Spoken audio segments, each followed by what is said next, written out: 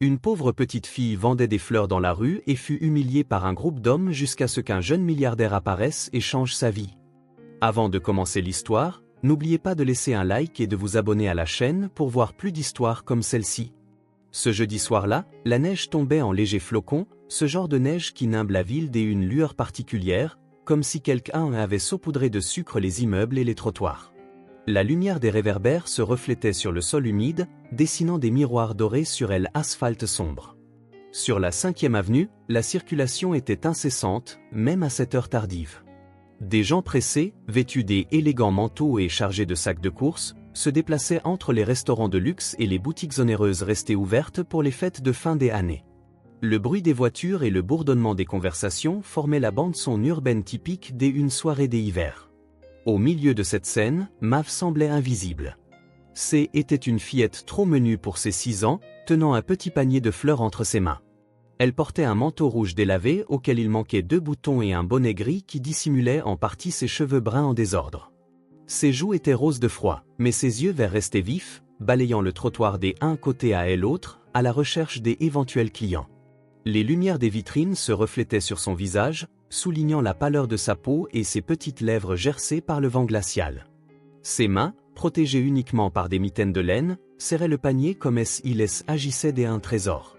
Ces fleurs n'avaient rien d'extraordinaire, juste des marguerites et quelques violettes qu'elle avait cueillies au parc dans l'après-midi.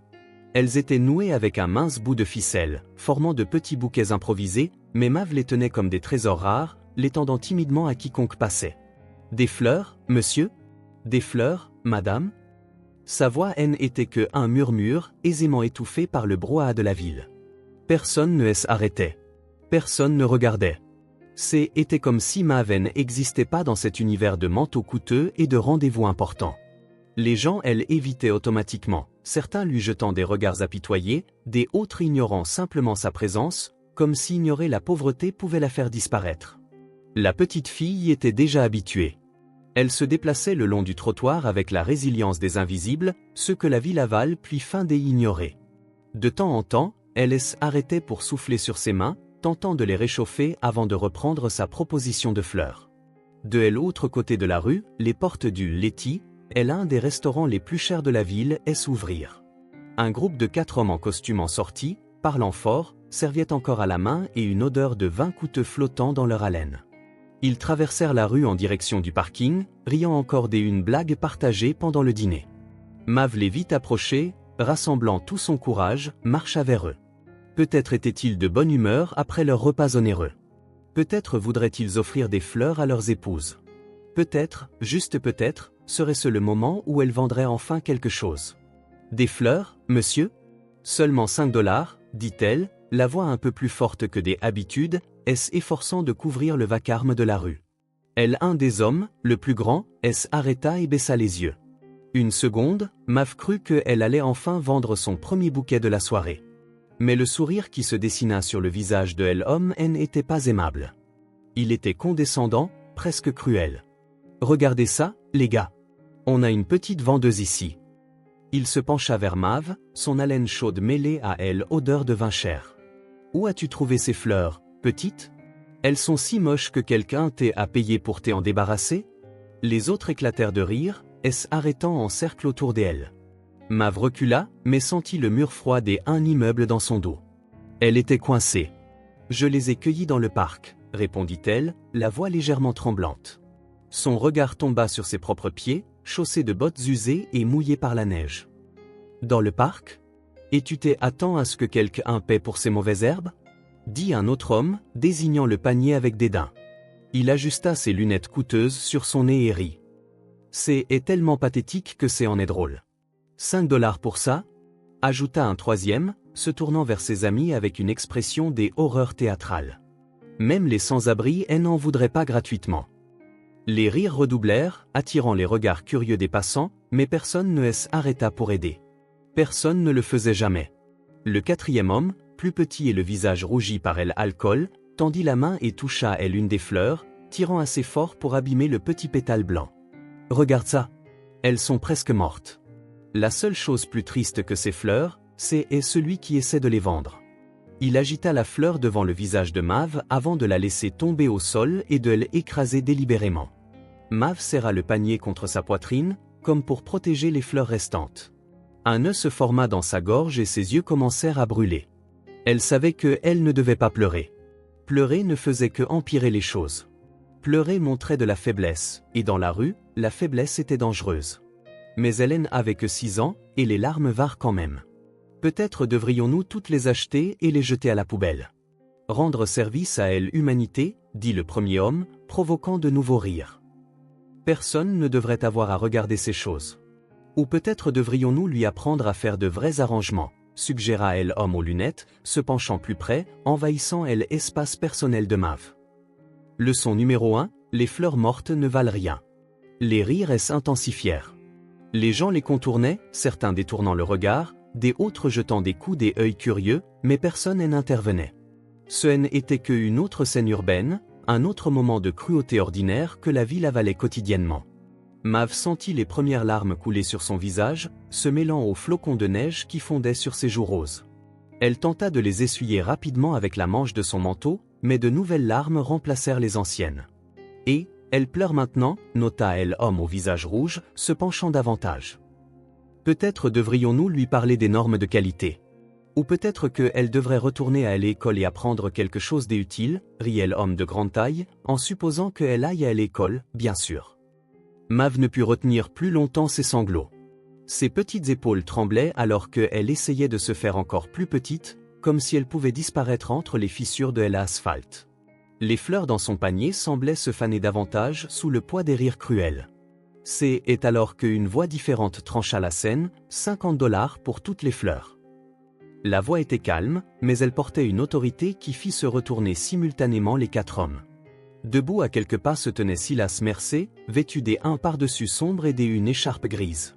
À 30 ans, Silas avait déjà cette présence qui poussait les gens à prêter attention quand il parlait. Il n'était ni grand, ni particulièrement intimidant. Il y avait quelque chose dans ses yeux, direct, intense, impossible à ignorer. « Quoi » demanda l'homme de grande taille, clairement irrité par l'interruption de son amusement. Silas fit 2 pas de plus, réduisant la distance entre lui et le groupe. Son expression était sereine, mais il y avait quelque chose dans son regard qui fit instinctivement reculer les hommes. « J'ai dit 50 $ pour toutes les fleurs », répéta Silas, sa voix toujours calme, mais avec une pointe d'acier qui n'y était pas auparavant. Il se tourna vers Mav et son regard s'adoucit. « Si cela vous convient, bien sûr. » Mav, les larmes toujours aux yeux, hocha silencieusement la tête, incapable de croire ce qui se passait. Silas sortit son portefeuille de la poche intérieure de son manteau et en tira un billet de 50 $, le tendant à Mav, qui le prit avec des doigts tremblants. « Vous devriez avoir honte, » dit Silas, s'adressant maintenant aux hommes.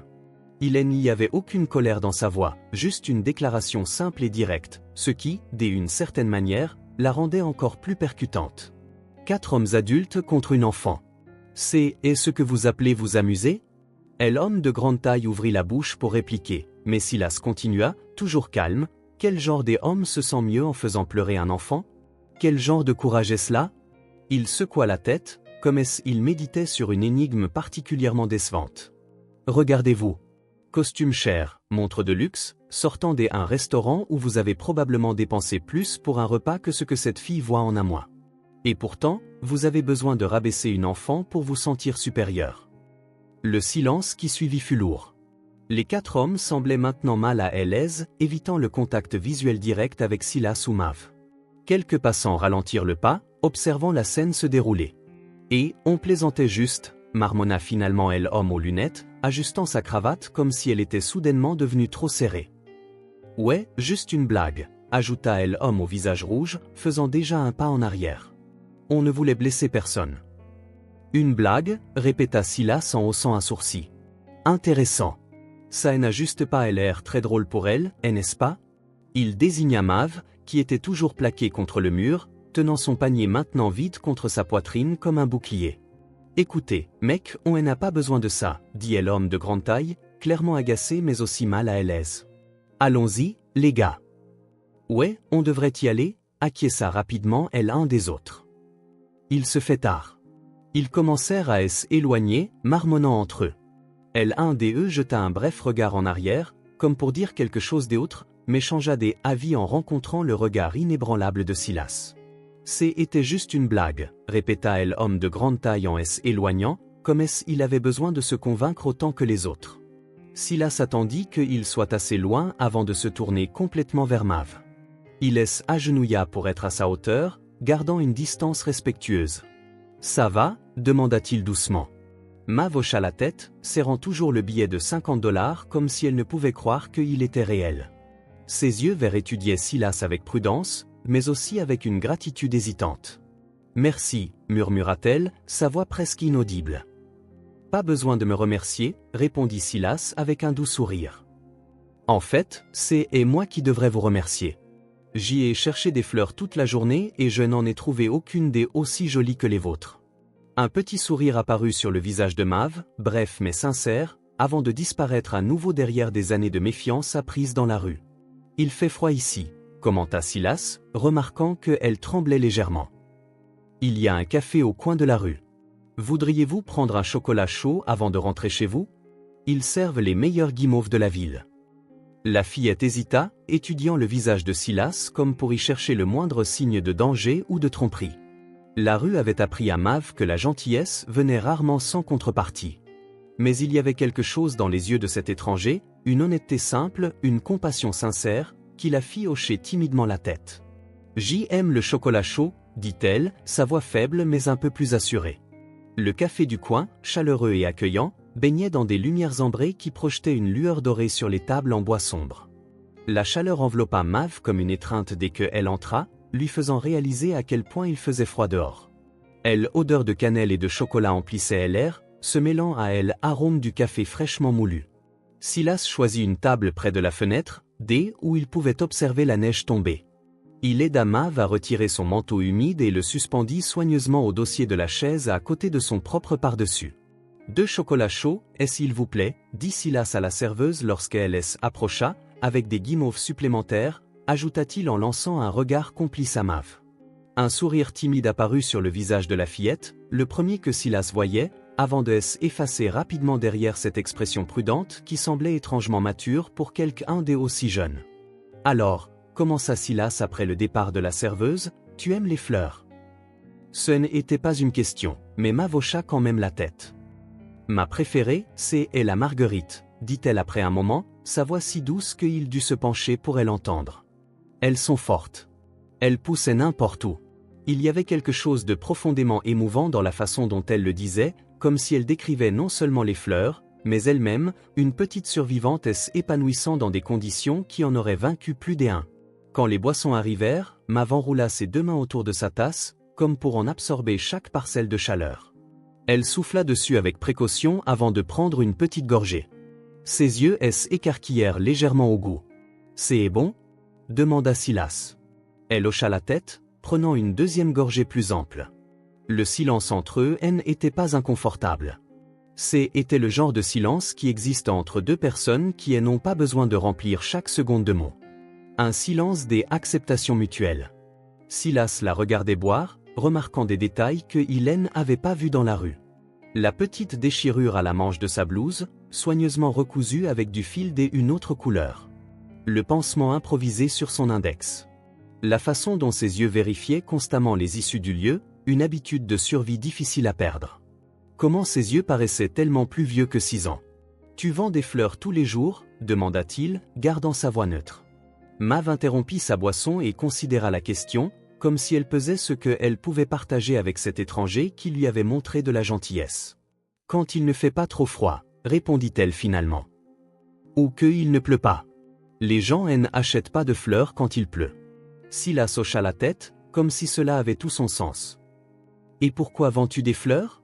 demanda-t-il doucement. Mav tripota la cuillère dans son chocolat chaud, la faisant lentement tourner dans le liquide brun. Les guimauves flottaient et tournaient, créant de petits tourbillons. Un instant, Silas pensa qu'elle ne répondrait pas. « Pour acheter à manger, » dit-elle enfin, sa voix petite et pragmatique, et parfois pour payer un endroit chaud quand il fait trop froid. Quelque chose se tordit dans la poitrine de Silas, un mélange de compassion et d'admiration pour la bravoure d'une si petite enfant face à un si grand monde. « Je vois » fut tout ce qu'il parvint à dire. Ils finirent leur chocolat chaud en silence. Silas voulait en demander plus. Où elle vivait, si quelqu'un s'occupait d'elle, pourquoi elle était seule à vendre des fleurs par une froide nuit d'hiver. Mais il y avait quelque chose dans la façon dont Mav se protégeait, la prudence qu'elle maintenait même en se détendant légèrement devant le chocolat chaud, qui le poussa à respecter ses limites. « Merci pour le chocolat chaud », dit Mav quand elle eut fini, pliant soigneusement la serviette à côté de sa tasse vide. « Et pour les fleurs ?»« Ce fut un plaisir », répondit Silas. « Serait-ce trop indiscret de vous demander votre nom ?» Elle étudia un instant avant de répondre. « Mav. »« C'est un joli nom, dit-il en souriant. »« Je suis Silas. » Elle hocha la tête, comme pour mémoriser cette information. « Je dois y aller maintenant, » dit Mav, glissant de sa chaise, son panier vide à la main. Silas voulait demander où elle allait, si elle avait un endroit sûr où rester, si quelqu'un s'occupait d'elle. Mais quelque chose dans sa manière de se tenir, indépendante, prudente, le retint. « Était agréable de te rencontrer, Mav, dit-il simplement. « Merci encore, répondit-elle, puis ajouta, presque après coup, et pour les avoir arrêtés. Avant que Silas ne puisse répondre, elle enfila son manteau rouge délavé, ajusta son bonnet sur ses cheveux bruns et sortit, disparaissant dans la nuit. Il la regarda à travers la vitre embuée, sa petite silhouette devenant moins distincte à mesure que la neige continuait de tomber, jusqu'à ce qu'elle s'évanouisse complètement dans les ombres et l'obscurité. Silas resta assis là un moment, la tasse vide entre les mains. Quelque chose avait changé en lui. L'image de cette petite fille vendant des fleurs dans le froid, toute seule dans un monde indifférent, était gravée dans son esprit. Sur le chemin du retour, il ne pouvait s'empêcher de penser à elle, à ses yeux verts qui semblaient porter le poids du monde, à ses petites mains qui auraient dû jouer avec des jouets et non nouer des fleurs pour les vendre dans le froid, à sa voix douce qui parlait d'acheter de la nourriture avec une maturité effrayante pour son âge. En entrant dans son appartement calme et vide, Silas réalisa que le vide qu'il ressentait depuis des années semblait différent maintenant, plus aigu, plus douloureux, comme il avait soudain pris conscience du confort de sa vie, en même temps, de son absence de but. Une petite vendeuse de fleurs avait changé quelque chose en lui sans même essayer. La question qui tournait maintenant dans son esprit était de savoir ce qu'il allait faire de ce changement. Silas s'endormit en pensant à des fleurs fanées et à des yeux verts, à du chocolat chaud et à la neige qui tombe, à la façon dont le monde peut changer complètement en l'espace d'une seule nuit. 3 semaines étaient écoulées depuis cette nuit sur la 5e avenue. L'hiver resserrait son étreinte glaciale sur la ville, transformant les flaques des houes en miroirs de glace et recouvrant les arbres de blancs manteaux de neige. Les matins étaient particulièrement rudes, l'air si froid qu'il semblait pouvoir trancher la peau exposée. Silas pensait à Mav tous les jours. Aux moments les plus inattendus, l'image de la petite fille avec son panier de fleurs surgissait dans son esprit. Pendant des réunions importantes, en rentrant chez lui en voiture, même en préparant son petit déjeuner solitaire, il se demandait où elle était, si elle allait bien, si elle avait assez à manger. Il était retourné plusieurs fois sur la 5e avenue, aux mêmes heures, espérant la retrouver. Mais Mav avait disparu, comme un petit fantôme urbain avalé par les milliers d'histoires que la ville cache dans ses rues. Ce samedi matin-là, le ciel était clair, bien que le froid restât mordant. Silas décida de se promener dans Madison Square Park, sans raison particulière autre que d'échapper au mur de son appartement. Le parc était presque vide à cette heure, peu s'aventurait dehors par des températures aussi basses. C'est alors qu'il la vit. Mav était accroupie près d'un parterre de fleurs, creusant dans la neige avec ses doigts nus, cherchant quelque chose. Son manteau rouge semblait encore plus délavé sous la vive lumière du matin, et son bonnet gris avait légèrement glissé, révélant des cheveux bruns en désordre. Silas s'arrêta, comme s'il avait heurté un mur invisible. Un instant, il observa simplement la fillette, remarquant comment ses doigts étaient rouges de froid, comment elle soufflait occasionnellement dessus pour les réchauffer avant de se remettre à creuser dans la neige. Il approcha lentement, ne voulant pas l'effrayer. « Bonjour Mav », dit-il doucement quand il ne fut plus qu'à quelques pas. La fillette leva vivement la tête, ses yeux verts écarquillés par l'alarme. Un instant, elle parut prête à s'enfuir. Puis la reconnaissance illumina son visage. « Monsieur Silas », dit-elle, sa voix presque un murmure. Silas sentit une vague de soulagement en étant reconnu. « Tu te souviens de mon nom. Tu t'es souvenu du mien, répondit-elle simplement, comme si cela expliquait tout. Que cherches-tu ? Demanda Silas, indiquant le petit trou qu'elle avait creusé dans la neige. Mav hésita, comme si elle se demandait si elle devait partager son secret. Des fleurs des hivers, dit-elle finalement. Parfois, elles poussent sous la neige. Elles sont très rares et très fortes. Silas sentit quelque chose se serrer dans sa poitrine. Elle image une petite enfant creusant dans la neige à la recherche de fleurs rares avec des doigts nus et rougis semblait étrangement symbolique. Puis-je aider, offrit-il, agenouillant à côté d'elle, sans se soucier que la neige imbibe son pantalon. Mav haussa les épaules mais se décala légèrement sur le côté, lui faisant de la place. Ils creusèrent en silence pendant quelques minutes. Silas remarqua que ses mains n'étaient pas seulement rouges, mais aussi couvertes de petites coupures et de callosités. Des mains qui travaillaient bien plus qu'elles ne le devraient pour quelqu'un d'aussi jeune. « Tu ne vends pas de fleurs aujourd'hui » demanda-t-il nonchalamment. « Trop froid » répondit Mav sans lever les yeux. « Les gens restent à l'intérieur quand il fait comme ça. Et les fleurs meurent trop vite, dit-elle sans apitoiement, juste une observation pratique du monde qui l'entourait. J'y espérais te retrouver, dit Silas après une pause. Je suis revenu plusieurs fois à cet endroit. Mav le regarda, ses yeux verts étudiant son visage comme si elle y cherchait quelque chose de spécifique. Pourquoi ? demanda-t-elle finalement. La question prit Silas au dépourvu. Pourquoi, en effet ? Lui-même n'en était pas entièrement sûr. Comment expliquer à une étrangère, et encore moins à une enfant, qu'une brève rencontre avait laissé une marque si profonde ? Je voulais m'assurer que tu allais bien, répondit-il honnêtement. Mav se remit à creuser dans la neige, traitant sa réponse. Je vais bien, dit-elle, bien que le tremblement de ses doigts rouges racontât une autre histoire. Silas décida de changer de tactique. As-tu déjeuné aujourd'hui ? La légère pause avant sa réponse dit tout. Pas encore. Je connais un endroit tout près qui sert de superbes pancakes, dit Silas, essayant de garder sa voix décontractée. J'y ai faim. Voudrais-tu te joindre à moi ? Mav arrêta de creuser. Ses yeux rencontrèrent à nouveau ceux de Silas, et il put voir la bataille interne, le besoin contre la prudence, la faim contre la méfiance apprise dans la rue. Ont-ils du vrai sirop d'érable ? demanda-t-elle finalement de sa petite voix. Silas sourit. Le meilleur de la ville. Elle réfléchit encore un instant, puis hocha lentement la tête. D'accord. Maple Morning, à seulement 2 pâtés de maison du parc, était confortable avec ses banquettes en cuir rouge et ses tables en bois poli. L'odeur du café frais et du bacon frit emplissait l'air, et la chaleur à l'intérieur était un soulagement bienvenu après le froid extérieur. Ils s'assirent dans une banquette près de la fenêtre. Mav semblait à la fois déplacée et fascinée, ses yeux parcourant la pièce, observant les détails, évaluant les gens. Quand les pancakes arrivèrent, les yeux de Mav s'écarquillèrent devant la quantité de nourriture. Une petite boule de glace fondait lentement sur chaque pile, recouverte de sirop d'érable doré. Ça a l'air délicieux, commenta Silas, prenant sa fourchette. Essayons voir. Cela sembla rompre le charme. Mav prit sa propre fourchette avec ses doigts encore rougis et coupa un petit morceau, presque comme si elle craignait que la nourriture ne disparaisse si elle était trop gourmande.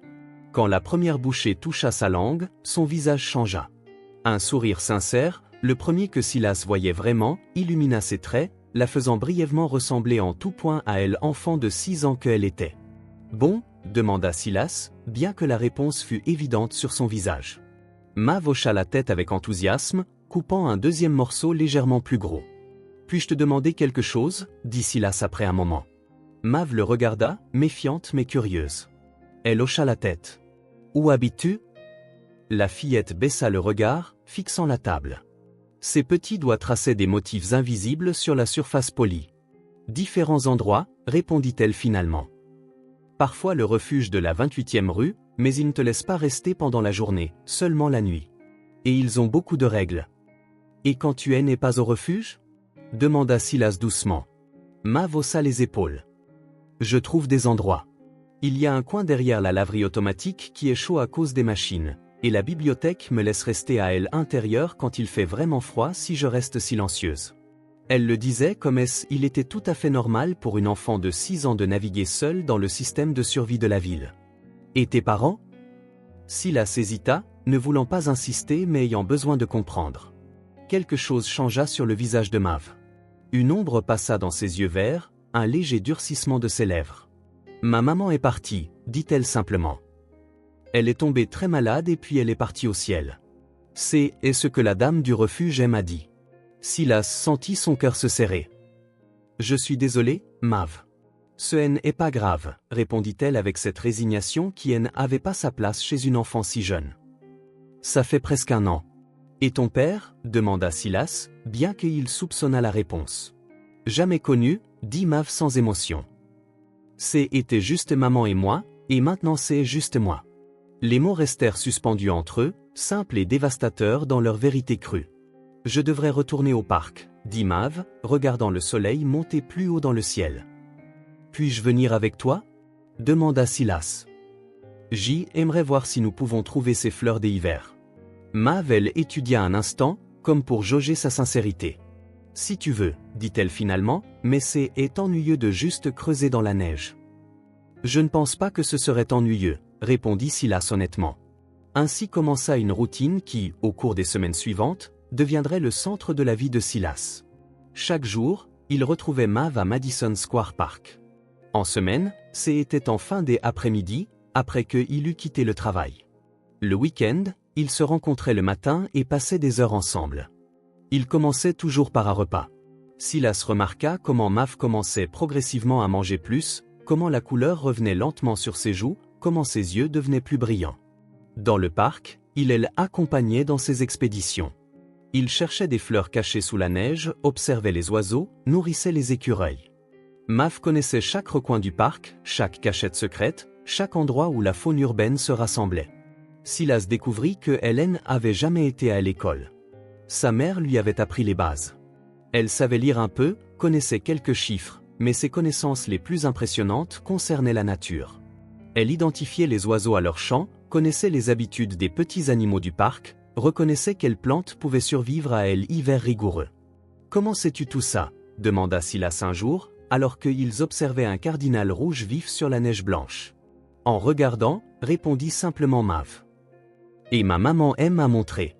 Elle disait, la ville a des secrets verts. La plupart des gens ne voient pas les secrets verts. Silas aimait cette phrase, et elle avait raison. Il avait vécu dans cette ville pendant des années et n'avait jamais remarqué la moitié des choses que Mav lui montrait. Les bourgeons persistants poussant à travers le béton fissuré, les nids cachés dans des arbres apparemment nus, la vie palpitant même les jours les plus froids et les plus gris. Au fil des jours, Silas commença à réorganiser sa vie autour de ces rencontres. Il quittait le travail plus tôt, déléguait des tâches qu'il avait autrefois insisté pour faire personnellement, déclinait les engagements en soirée qui interféraient avec son temps au parc. Son patron remarqua le changement. « Tout va bien, merci. Vous étiez habituellement le dernier à partir. »« Jamais mieux, » répondit Silas, et il réalisa que c'était vrai. Il commença à apporter des livres pour lire avec Mav, assis sur un banc du parc. Des histoires des enfants et des animaux, des aventures dans des forêts magiques, des contes de courage et des amitiés. Au début, il lui lisait. Plus tard, il commença à lui apprendre à mieux lire, elle aidant à déchiffrer les mots difficiles, louant ses progrès. Il y avait des jours où Mav ne se montrait pas. Ces jours-là, Silas ressentait un vide inexplicable, une inquiétude qui le rongeait. Il la cherchait dans le parc, parcourait les rues avoisinantes, passait même devant le refuge qu'elle avait mentionné sans avoir le courage d'y entrer pour demander de ses nouvelles. Puis, le lendemain, elle réapparaissait, comme si de rien n'était, et le soulagement que Silas ressentait était presque écrasant. Un vendredi après-midi, alors que le soleil commençait à se coucher, projetant de longues ombres bleuâtres sur la neige, Silas consulta sa montre. « Il se fait tard, nota-t-il. Il fera bientôt nuit. » Mav jeta un coup d'œil au ciel. « Oui, » acquiesça-t-elle, rassemblant ses petites sculptures de neige. Les oiseaux rentrent déjà dans leur nid. « Où vas-tu maintenant » demanda-t-il, bien qu'il connût déjà la réponse. « Au refuge » répondit-elle. « C'est vendredi. Ce n'est généralement pas trop plein. » Mav, dit-il en s'agenouillant pour être à sa hauteur. J'y ai réfléchi. Les prévisions annoncent pour demain une grosse tempête de neige, peut-être la pire de l'hiver. Elle hocha la tête. Les écureuils amassent plus de noix que des habitudes. Ils savent toujours quand une grosse neige arrive. Silas sourit à cette observation, puis redevint sérieux. As-tu un endroit où rester si le refuge est trop bondé? Mav haussa les épaules. Je trouverai bien quelque part. Je trouve toujours. Demain, dit-il enfin, si la tempête est aussi mauvaise qu'ils le disent, j'aimerais que tu considères une offre. J'ai un grand appartement avec une chambre des amis que personne n'utilise. C'est chaud et sûr. Tu pourrais y rester jusqu'à ce que la tempête passe. Les yeux de Maeve s'écarquillèrent légèrement de surprise. Elle étudia le visage de Silas, cherchant le moindre signe de ruse ou des arrière-pensées. « Tu m'emmènerais chez toi » demanda-t-elle, comme si l'idée était entièrement étrangère. « Oui » confirma Silas. « Si tu veux. Sans pression, juste une option si tu as besoin d'un endroit sûr. » Maeve considéra l'offre, son petit visage sérieux et pensif. Finalement, elle hocha lentement la tête. « J'y réfléchirai, dit-elle, sa voix petite mais ferme. « Super, répondit Silas.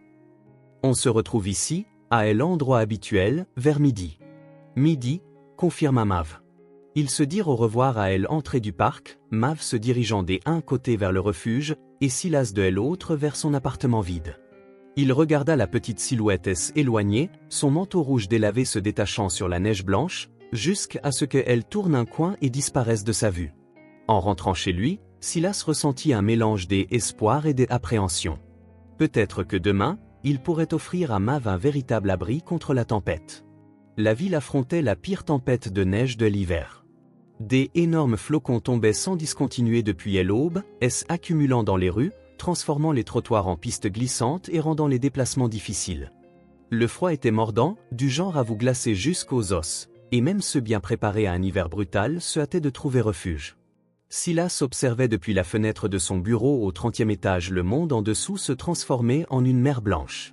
Les informations à la radio mettaient déjà en garde contre de possibles pannes de courant dans certains quartiers de la ville, et la plupart de ses collègues avaient décidé de rentrer chez eux plus tôt, avant que les transports en commun ne deviennent complètement impraticables.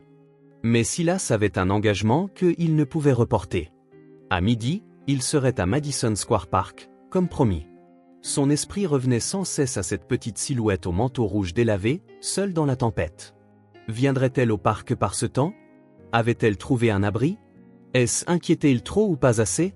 Il quitta l'immeuble à 11 heures, déterminé à atteindre le parc à temps malgré les conditions. Le trajet qui prenait normalement 20 minutes en prit près d'1 heure. Les rues étaient presque désertes, à l'exception de quelques taxis obstinés et de véhicules d'urgence. Silas continua, enfonçant dans une neige qui dépassait maintenant ses chevilles. Le parc avait l'air surréaliste sous la tempête. Les arbres couverts de blanc ressemblaient à des figures fantomatiques se détachant sur le ciel gris. Les sentiers avaient disparu sous une épaisse couche de neige. Il n'y avait personne en vue. Toute personne censée serait à l'intérieur par un jour pareil. Silas se dirigea vers l'endroit où il rencontrait habituellement Maeve, près de la fontaine maintenant gelée. Son estomac se noua quand il ne la vit pas. Il regarda autour de lui, espérant apercevoir un signe d'elle, mais le parc semblait complètement abandonné. Il aurait dû s'en douter. Personne ne viendrait dans un parc par une tempête aussi violente. Il était sur le point de partir quand il remarqua un petit mouvement sous un arbre voisin. En approchant, il découvrit un abri de fortune, des branches soigneusement entrelacées pour former une structure qui, bien que rudimentaire, offrait une certaine protection contre la neige qui tombait. Et à l'intérieur de cet abri, recroquevillé comme un petit animal, se trouvait Maeve. « Maeve !» exclama Silas en se précipitant. « Que est-ce que tu fais ici par ce temps ?» La fillette leva les yeux, ses prunelles vertes brillant sur la pâleur de son visage. « Tu as dit midi, » répondit-elle simplement, comme il était évident qu'elle serait exactement là où il était donné rendez-vous, quelles que soient les conditions. Silas sentit une vague d'émotions, admiration pour sa détermination, inquiétude de la voir dehors dans le froid, culpabilité de ne pas avoir été plus explicite. « J'y ai dit que si la tempête était mauvaise, tu pourrais rester dans mon appartement, » expliqua-t-il. « Je n'imaginais pas que tu viendrais au parc par ce temps. » Maeve haussa les épaules. « Une promesse est une promesse, » dit-elle, quelque chose dans sa voix suggérant que les promesses étaient rares et précieuses dans son monde. « Tu as raison, » acquiesça Silas, lui tendant la main pour l'aider à sortir de l'abri. « Et je tiens mes promesses. Rentrons à la maison avant de finir ensevelis sous la neige. » Il remarqua qu'elle tressaillit légèrement au mot « maison », comme si le concept était à la fois étrange et attrayant. Elle prit sa main, ses petits doigts glacés contre les siens. Dehors, dans la rue, Silas tenta d'héler un taxi, mais après 15 minutes sans succès, il décida qu'il devrait marcher. Son appartement était à environ 20 pâtés de maison, une distance normalement confortable, mais difficile dans les conditions actuelles. Tu penses pouvoir marcher aussi loin? Demanda-t-il à Mav, inquiet pour ses petites jambes dans la neige profonde. Elle lui lança un regard presque amusé. Je marche dans toute la ville tous les jours, Silas. Je peux marcher. Il sourit. Bien sûr que tu peux. Mais malgré tout, se penchant, il offrit. Que dirais-tu des un tour sur mes épaules? Au moins jusqu'à ce qu'on dépasse les pires endroits. Après un moment d'hésitation, Mav accepta, et bientôt elle fut juchée sur les épaules de Silas, ses petites mains agrippant ses cheveux pour se stabiliser. La marche fut lente et ardue. La neige continuait de tomber, limitant la visibilité et rendant chaque pas difficile. Mais Silas ne remarqua guère l'inconfort physique. Il se concentrait sur la petite présence sur ses épaules, le poids presque imperceptible, le commentaire chuchoté occasionnel sur quelque chose qu'elle observait, la confiance implicite dans la façon dont elle se détendit progressivement contre lui. L'appartement de Silas se trouvait au 10e étage des un bel immeuble de Upper East Side. Il n'était pas ostentatoire, mais il indiquait certainement un certain confort et une stabilité financière. Le portier haussa les sourcils en voyant Silas entrer avec une enfant sur les épaules, mais eut le bon sens de ne pas poser de questions. À l'intérieur, le chauffage fut immédiat et bienvenu. Silas déposa doucement Mav, et elle se tint au milieu du salon, regardant autour d'elle avec de grands yeux. L'espace était vaste et bien éclairé, même par un jour gris comme celui-ci. Des meubles élégants mais confortables, des œuvres d'art au mur, une bibliothèque remplie de livres, un monde complètement différent du sien. « Voudrais-tu un bain chaud ?» demanda Silas, remarquant ses vêtements mouillés par la neige. « Ensuite, peut-être pourrons-nous manger quelque chose. » Mav hocha la tête, absorbant toujours son environnement. La salle de bain de Silas était presque de la taille du refuge où elle dormait parfois. La baignoire se remplit rapidement d'eau chaude, et il ajouta un peu de bain moussant, quelque chose qu'il avait acheté sur un coup de tête et jamais utilisé. « L'eau est chaude, pas trop brûlante », expliqua-t-il. « Peux-tu te déshabiller toute seule ?»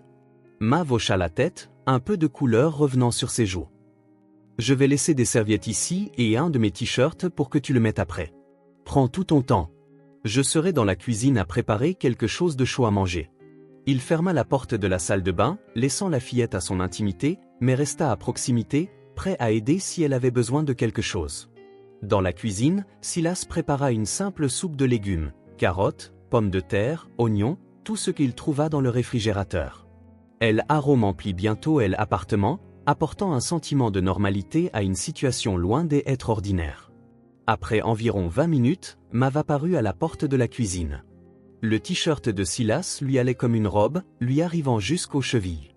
Ses cheveux fraîchement lavés étaient peignés en arrière, et ses joues étaient légèrement roses. Elle paraissait à la fois plus petite et plus âgée, une contradiction que Silas avait déjà remarquée. « Je me sens mieux », dit-elle, sa voix toujours douce mais plus forte. « La soupe est presque prête », répondit Silas, désignant la table de la cuisine déjà mise pour deux. « Assieds-toi. » Ils mangèrent en silence pendant quelques minutes. Silas observait comment Mav tenait soigneusement la cuillère, comment elle soufflait sur chaque cuillerée avant de la porter à ses lèvres, comment elle fermait brièvement les yeux à la chaleur de la soupe glissant dans sa gorge. « C'est bon ?» demanda-t-il. Mav hocha la tête avec enthousiasme. « La meilleure que j'y ai jamais mangée. » Silas doutait que ce fût le KFC était une simple soupe faite à la hâte, mais son commentaire le réchauffa d'une manière que même le chauffage ne pouvait égaler. Ils disent que la tempête va durer quelques jours, dit-il nonchalamment. Il conseille à tout le monde de rester à la maison. Mav le regarda, une question silencieuse dans les yeux. Tu peux rester ici, dit Silas, répondant à la question inexprimée. J'y ai une chambre des amis que je n'utilise pas. En fait, je ne l'ai jamais utilisée. Pourquoi as-tu une chambre que tu n'utilises pas? Demanda Mav, sa curiosité enfantine émergeant enfin après le choc du froid. Silas haussa les épaules. Quand j'y ai acheté l'appartement, je me suis dit que j'y en aurais peut-être besoin un jour, pour des invités, peut-être. Oh! Il ne termina pas la phrase. Pour une famille que Hélène avait jamais formée, pour des enfants que Hélène avait jamais eus. Après le repas, Silas emmena Mav dans cette chambre des amis. Elle était simple mais confortable, avec un lit simple, un placard vide et un petit bureau. Les murs étaient des bleu très clair, presque blancs, et un unique tableau représentant un bateau en mer décorait le mur opposé au lit. Ce n'est pas grand-chose, mais c'est chaud et sûr, dit Silas. Mav fit le tour de la pièce, touchant le couvre-lit comme s'il agissait de quelque chose de précieux. « C'est parfait, dit-elle, sa voix presque inaudible. Silas fit le lit avec des draps propres et une couverture supplémentaire. Il trouva un vieux pyjama qui avait rétréci au lavage et qui lui paraissait encore immense. Mais au moins, c'était mieux que son simple t-shirt. « Si tu as besoin de quoi que ce soit pendant la nuit, ma chambre est juste à côté, expliqua-t-il. N'hésite pas à m'appeler. » Mav hocha la tête, assise au bord du lit, ses pieds ballant au-dessus du sol. Un instant, elle sembla vouloir dire quelque chose, puis murmura simplement « bonne nuit » et s'allongea, tirant la couverture jusqu'à son menton. Silas éteignit la lumière, ne laissant qu'une petite lampe allumée. « Bonne nuit, Mav » dit-il en fermant partiellement la porte. Il ne s'attendait pas à beaucoup dormir cette nuit-là, inquiet comme il était pour sa petite invitée. La tempête faisait toujours rage à elle extérieure, cinglant les fenêtres, mais à elle intérieure de l'appartement, il faisait chaud et calme. Finalement, la fatigue de la marche dans la neige le terrassa, et Silas s'endormit. Il se réveilla le lendemain matin à la faible lumière du soleil des hivers essayant de percer les nuages encore lourds. Un instant, il se sentit désorienté. Puis les souvenirs de la veille revinrent en cascade. Il se leva rapidement et se dirigea vers la chambre des amis. Le lit était vide, parfaitement fait. Une vague de panique le saisit. Était-elle déjà partie, dans cette tempête? Mav, appela-t-il en entrant dans le couloir. Ici, vint sa voix du salon. Silas trouva Mav assise par terre près de la bibliothèque, feuilletant l'un de ses livres. Elle portait toujours le pyjama emprunté, ses cheveux bruns en désordre d'une manière qui semblait curieusement à sa place dans un cadre domestique. « Bonjour, dit-il, le soulagement évident dans sa voix. « As-tu bien dormi » Mav hocha la tête. « Ton lit est vraiment moelleux. »« As-tu faim » ?»« Je peux faire des pancakes. » Ses yeux s'illuminèrent. « Puis-je aider » Et c'est ainsi que Silas se retrouva à apprendre à une enfant de 6 ans à faire des pancakes un matin de tempête. Mav était une aide attentive, observant chaque étape, posant des questions, désireuse d'essayer elle-même. Il y avait une normalité surréaliste dans la scène, comme ils avaient fait cela des centaines de fois auparavant. La tempête dura 3 jours. Pendant ce temps, Mav et Silas s'installèrent dans une routine tranquille. Il travaillait sur son ordinateur portable le matin, tandis qu'elle explorait la bibliothèque. L'après-midi, il jouait à des jeux de société que Silas avait sortis d'un placard ou regardait des films qu'il jugeait appropriés pour elle. Il lui apprit à jouer aux échecs et fut surpris de la rapidité avec laquelle elle apprit les règles. Quand la tempête se calma enfin et que les rues commencèrent à être dégagées, Silas attendait à ce que Mav dise quelque chose à propos de partir, mais elle ne le fit pas, et lui, secrètement soulagé, n'aborda pas non plus le sujet. Une semaine passa. Mav dormait toujours dans la chambre des amis. Silas lui avait acheté des vêtements, rien d'extraordinaire, juste le nécessaire. Elle avait organisé ses quelques affaires dans la commode, et le bureau était maintenant couvert de dessins qu'elle faisait pendant la journée. Un dimanche après-midi, alors que Silas préparait le déjeuner, Mav apparut dans la cuisine, tenant un cadre photo. « Qui est-ce » demanda-t-elle, montrant une photo d'une femme des âges mûrs avec un sourire doux et les mêmes yeux bruns que Silas. Il arrêta ce qu'il faisait, un peu surpris. La photo restait habituellement dans sa chambre, sur la table de nuit. Mav avait dû y entrer pendant qu'il était occupé. « C'est ma mère » répondit-il en prenant le cadre. « Elle est décédée il y a longtemps. » Mav approcha, étudiant la photo de plus près. « Elle a l'air gentille. » Elle était, dit Silas en asseyant à la table de la cuisine. Mav assis à côté de lui. « La personne la plus gentille que j'y ai jamais connue. » « Étais-tu petit quand elle est partie » Silas hocha la tête. « J'y avais 8 ans, pas beaucoup plus que toi. » Les yeux de Mav écarquillèrent un peu.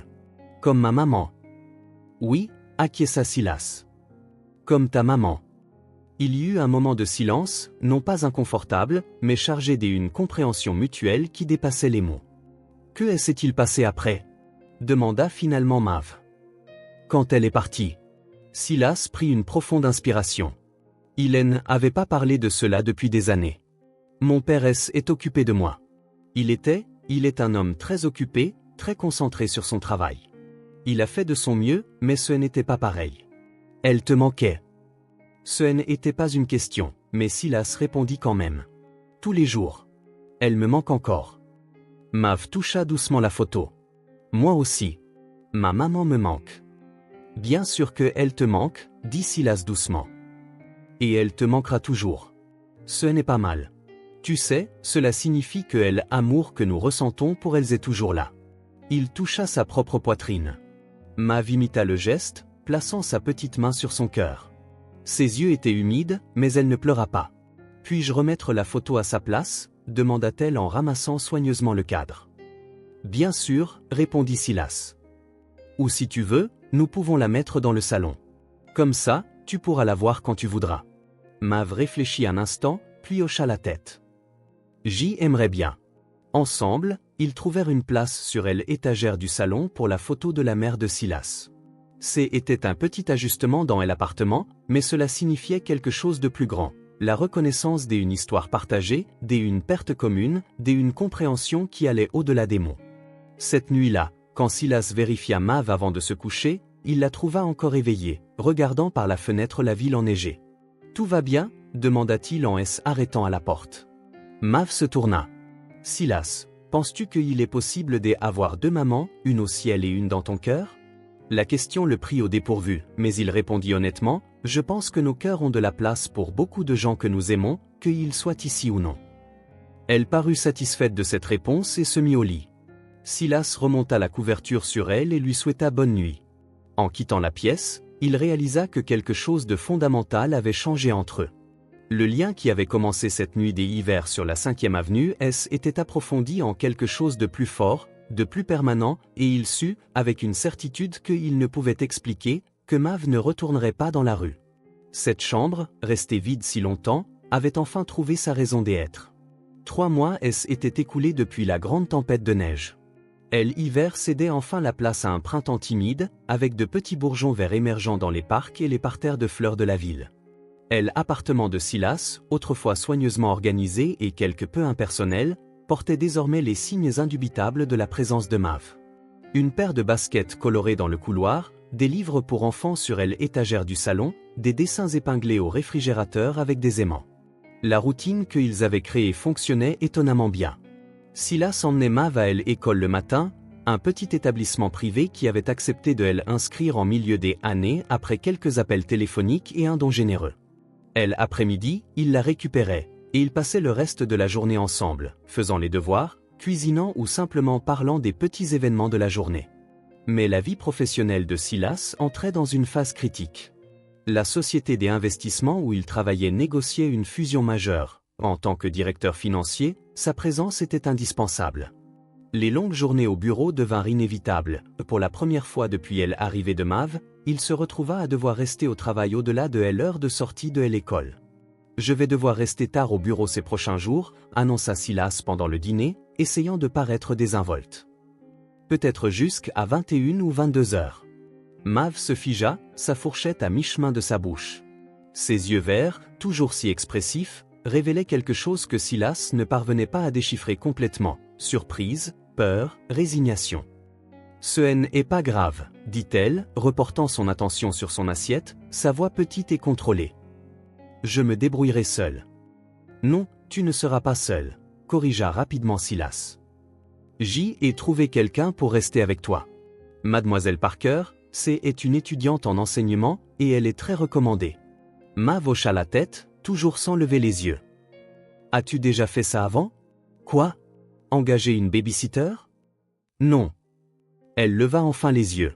« Aime avoir laissé avec quelqu'un. » La question frappa Silas comme un coup de poing. Il y avait tant de non-dits dans ces simples mots. Tant de peur. Elle avait déjà été abandonnée. Une partie des LS attendait à ce que cela se reproduise. « Non, Mav, je n'ai jamais fait ça avant, » répondit-il, choisissant soigneusement ses mots. « Et je ne te quitte pas. Je travaille juste tard, et je rentrerai à la maison tous les soirs. Mademoiselle Parker sera là juste pour assurer que tu es en sécurité et bien prise en charge pendant mon absence. C'est temporaire. » Elle hocha de nouveau la tête, traitant l'information avec le sérieux qu'elle réservait aux affaires importantes. « Promets-tu que tu reviendras tous les soirs ? » « Je promets, » dit Silas, réalisant qu'il n'avait jamais fait une promesse avec autant de conviction. Mademoiselle Parker arriva le lundi après l'école. Elle avait la petite vingtaine, les cheveux bruns attachés en queue de cheval et un sourire amical. Elle portait un jean, des baskets colorées et un sac rempli de livres et de matériel artistique. « Tu dois être Mav, dit-elle en s'agenouillant à la hauteur de Mav lorsque Silas les présenta. « Je suis super excitée de passer les après-midi avec toi. » Mav la regarda, puis regarda Silas, comme pour chercher confirmation que c'était bien. Il hocha la tête encourageant, et elle offrit finalement un petit signe de la main. « Je vois que tu aimes dessiner, » continua Mademoiselle Parker, désignant les créations de Mav sur le réfrigérateur. « J'y ai apporté des trucs sympas qu'on pourra utiliser. » Pendant la première semaine, tout sembla bien se passer. Mademoiselle Parker rapportait quotidiennement que Mav était une enfant douce et coopérative, bien que un peu réservée. Elle faisait les devoirs ensemble, préparait un dîner simple et la babysitter lui lisait des histoires avant de se coucher. Silas rentrait toujours après que Mav se soit endormie. Il entrait sur la pointe des pieds dans sa chambre, ajustait la couverture et passait parfois quelques minutes à la regarder dormir, ressentant un mélange de culpabilité et de gratitude. Le matin, il essayait de se rattraper en préparant des petits déjeuners élaborés et en parlant avec enthousiasme de ce qu'il ferait le week-end. Mais au fil des jours, Silas commença à remarquer des changements subtils chez Mav. Elle parlait moins au petit déjeuner. Les dessins sur le réfrigérateur se firent moins nombreux. Une fois, il la trouva fixant pensivement la photo de sa mère, qui tenait maintenant une place de choix sur l'étagère du salon. « Tout va bien, petite ?» demanda-t-il un matin, remarquant qu'elle avait à peine touché ses pancakes préférés. « Oui, » répondit Mav, picorant sa nourriture avec une fourchette. « Je suis juste un peu fatigué. » Silas voulait en demander plus, creuser davantage, mais elle leur tournait. Une autre réunion importante elle attendait. Un autre jour où il laisserait Mav aux soins de quelqu'un des autres, quelqu'un de gentil et compétent, mais pas lui. « On pourra en reparler ce soir, » promit-il en lui déposant un rapide baiser sur le sommet de la tête. « J'y essaierai de rentrer plus tôt, d'accord ?» Mav hocha seulement la tête, sans lever le regard de son assiette. Mais il ne réussit pas à rentrer plus tôt ce soir-là, ni le suivant. La fusion atteignait une phase critique, et chaque minute semblait essentielle. Lorsqu'il rentrait enfin tard dans la nuit, Mademoiselle Parker lisait ou travaillait sur ses propres études dans le salon, et Mav dormait depuis des heures. Près de 2 semaines s'étaient écoulées ainsi lorsque Silas réussit enfin à quitter le bureau à 18h un jeudi. Il avait délégué certaines tâches, reprogrammé des réunions, fait tout ce qu'il fallait pour avoir une soirée à la maison avec Mav. En ouvrant la porte de son appartement, il fut accueilli par des éclats de rire provenant de la cuisine. La voix joyeuse de Mademoiselle Parker se mêlait à un rire plus discret qu'il reconnut comme celui de Mav. Un instant, il resta là, écoutant ce son rare et précieux. « Silas !» exclama Mav en le voyant entrer dans la cuisine. « Tu es en avance. » Il y avait de la surprise dans sa voix, mais aussi une étrange hésitation, comme si elle ne savait pas trop comment réagir à sa présence inattendue. « J'y ai réussi à partir plus tôt aujourd'hui, » expliqua-t-il en posant sa mallette sur le comptoir. « J'y ai pensé qu'on pourrait dîner ensemble. Nous étions en train de faire des biscuits, » dit Mademoiselle Parker, essuyant la farine de ses mains sur son tablier. Mav est une excellente aide en cuisine. La soirée se déroula paisiblement. Ils finirent de cuire les biscuits, dînèrent, et Mademoiselle Parker partit tôt. Silas lut une histoire à Mav avant de se coucher, chose que Hélène n'avait pas faite depuis des semaines, et ressentit une pointe de culpabilité en réalisant comment elle se blottissait contre lui, imprégnant de chaque instant de proximité comme de l'eau dans un désert. Le lendemain matin, il se réveilla plus tôt que des habitudes, déterminé à préparer un petit déjeuner spécial. Passant devant la chambre de Mav pour vérifier si elle dormait encore, il remarqua la porte légèrement entr'ouverte. Jetant un coup d'œil à l'intérieur, il vit quelque chose qui lui serra momentanément le cœur. Mav était réveillée, assise sur le lit, plaçant soigneusement ses affaires dans un petit sac à dos rouge. Les quelques vêtements qu'elle possédait, le journal où elle pressait des fleurs séchées, sa brosse à dents, tout était méthodiquement emballé, comme si elle se préparait pour un voyage ou pour partir. Silas sentit un frisson lui parcourir l'échine. Il frappa doucement à la porte. « Mav, qu'est-ce que tu fais ?» La fillette sursauta, le regardant avec de grands yeux, comme prise en flagrant délit. « Je voulais juste... » Ses mains se figèrent sur le sac à dos, incertaines. Silas entra dans la pièce et assis au bord du lit. « On dirait que tu prépares tes affaires pour aller quelque part, » dit-il calmement, malgré la panique montante dans sa poitrine. Mav baissa le regard sur le sac à dos, puis sur ses mains. « Je ne veux pas être un fardeau, » dit-elle finalement, si doucement que Silas faillit ne pas l'entendre. Un fardeau? Répéta-t-il, sincèrement confus. Pourquoi serais-tu un fardeau? Tu n'es plus jamais à la maison, répondit-elle, toujours sans le regarder. Tu dois payer quelqu'un pour rester avec moi. Je sais que tu as des choses importantes à faire au travail. Mav, dit Silas, sentant une boule dans sa gorge. Regarde-moi. Elle leva lentement les yeux. Et ce que Silas vit en eux lui brisa le cœur, un mélange de résignation et d'acceptation qu'un enfant de 6 ans ne devrait jamais connaître. Tu n'es pas un fardeau. Tu ne pourrais jamais l'être, dit-il fermement. Si j'y ai été beaucoup absent, c'est ma faute, pas la tienne. Et je vais arranger ça. Je ne veux pas gâcher ta vie, insista-t-elle. Tu étais heureux avant que j'y arrive. Tu avais ton travail, ton appartement propre, et non? Non, interrompit doucement Silas. Je n'étais pas heureux, Mav. J'y existais. Je travaillais, je mangeais, je dormais. Et puis je recommençais le lendemain. Il n'y avait pas de joie dans cette maison avant que tu n'arrives. Il regarda autour de la pièce, les dessins au mur, les petits objets qu'ils avaient collectionnés lors de leur sortie au parc, le sentiment de vie et de but qu'elle avait apporté. Tu as appris la valeur d'avoir quelqu'un autour de soi, continua-t-il, sentant les mots couler directement de son cœur. Avant toi, je rentrais chaque soir dans un appartement vide. Personne à qui parler, personne qui se souciait si j'y arrivais tôt ou tard. Aucune raison de rentrer à la maison, sauf pour dormir et tout recommencer le lendemain. Mav le regardait attentivement, absorbant chaque mot. Si je n'ai pas été beaucoup là, ce n'est pas parce que tu es un fardeau. C'est parce que j'y ai encore besoin d'apprendre à équilibrer ce qui compte vraiment. Mais j'y apprends. Il tendit la main et ferma doucement la fermeture éclair du sac à dos. Et je ne peux pas apprendre si tu pars. Ce matin-là, Silas appela le bureau et dit qu'il travaillerait de la maison. C'était la première fois depuis des années qu'il donnait la priorité à quelque chose d'autre que le travail. Et, étonnamment, le monde ne s'arrêta pas. La fusion se poursuivrait, les marchés continueraient de fonctionner, et l'entreprise survivrait sans sa présence physique pendant une journée. Dans les semaines qui suivirent, une nouvelle routine émergea. Silas réorganisa son emploi du temps pour pouvoir être à la maison tous les soirs à temps pour dîner avec Mav. Lorsqu'il devait occasionnellement rester tard, Mademoiselle Parker venait toujours, mais c'était l'exception, pas la règle. Il commença également à travailler de la maison le vendredi, transformant ses jours en ses journées spéciales avec Mav. Le changement ne passa pas inaperçu. Le petit sac à dos rouge resta rangé sous son lit, non plus une issue de secours, mais simplement un sac à dos. Et Mav commença lentement à s'épanouir d'une manière que Silas n'avait jamais vue auparavant. Un mois après la conversation sur le sac à dos, Silas rentra du travail et tomba sur une scène qui le cloua sur place à la porte. L'appartement, autrefois méticuleusement organisé et quelque peu impersonnel, avait été transformé. De petits vases de fleurs sauvages occupaient presque toutes les surfaces disponibles. Des dessins colorés couvraient non seulement le réfrigérateur, mais aussi des pans de mur, soigneusement scotchés. De petits mots écrits de la main encore malhabile de Mav étaient collés dans des endroits inattendus, des messages simples comme « Bonjour » sur le miroir de la salle de bain ou « Passe une bonne journée » près de la cafetière.